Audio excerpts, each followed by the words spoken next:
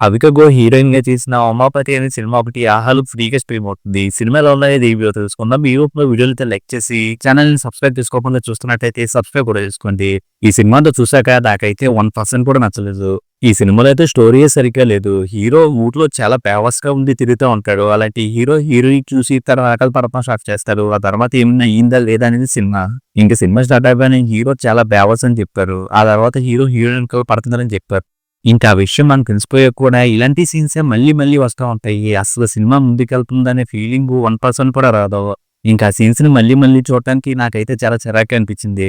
ఇంక సినిమాలో hero characterisation అయితే చాలా వరస్ట్‌గా ఉంది. ఇలాంటి వరస్ట్ క్యారెక్టరైజేషన్ ఈ మధ్య ఎక్కడ చూడలేదు. సినిమాలో ఆ క్యారెక్టర్ చేసే పనులు చూడడానికి చాలా వరకు ఇరిటేటింగ్‌గా ఉన్నాయి. ఇంక సినిమాలో హీరో అమ్మ క్యారెక్టర్ అమాయకత్వంతో చేసే పనులు ఇంకా చిరాకుగా ఉన్నాయి.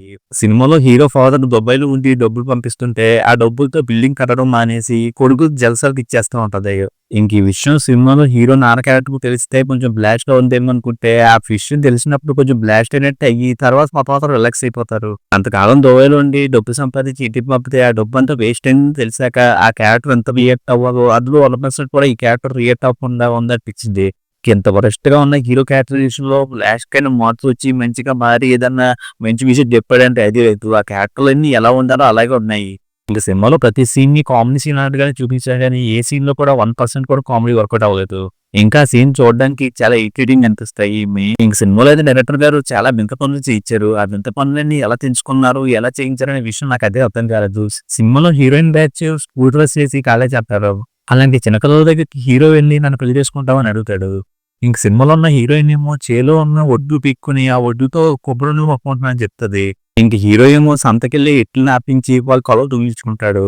ఇలా చెప్పుకుంటూ పోతే సినిమాలో ఇలా బెత్తగా అనిపించే సీన్స్ చాలా ఉన్నాయి. ఇంకో సీన్‌లో అయితే హీరో వాళ్ళ ఫ్రెండ్ అడ్రస్ చెప్పి ఊర్లో ఉంటున్న ఒక అమ్మాయిని కిడ్నాప్ కూడా చేస్తాడు. ఆ కిడ్నాప్ అయినప్పుడు పెద్ద రచ్చ అవుద్దేమో అనుకుంటాను గానీ దాన్ని సైలెంట్‌గా వదిలేస్తారు. ఇలాంటి సీన్స్ అన్ని సినిమాలు చూస్తున్నప్పుడు ఇలాంటి సీన్స్ అనేది ఎలా రాసుకొని ఎలా సినిమాలు తీశారు అనే ఫీలింగ్ అయితే నాకొచ్చింది.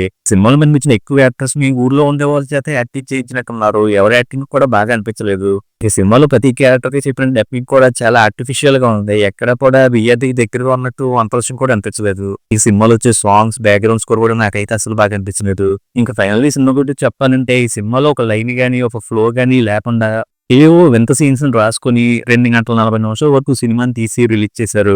ఇలాంటి సినిమా చూడటం అయితే నాకు చాలా కష్టంగా అనిపించింది. ఇంత మంచి ఎక్స్‌పీరియన్స్ ఇచ్చిన ఈ సినిమాకైతే నేను రేటింగ్ ఇవ్వట్లేదు. ఇక వీడియో నచ్చితే లైక్ చేయండి. ఛానెల్‌ని సబ్స్క్రైబ్ చేసుకోకుండా చూస్తున్నట్టయితే సబ్స్క్రైబ్ కూడా చేసుకోండి.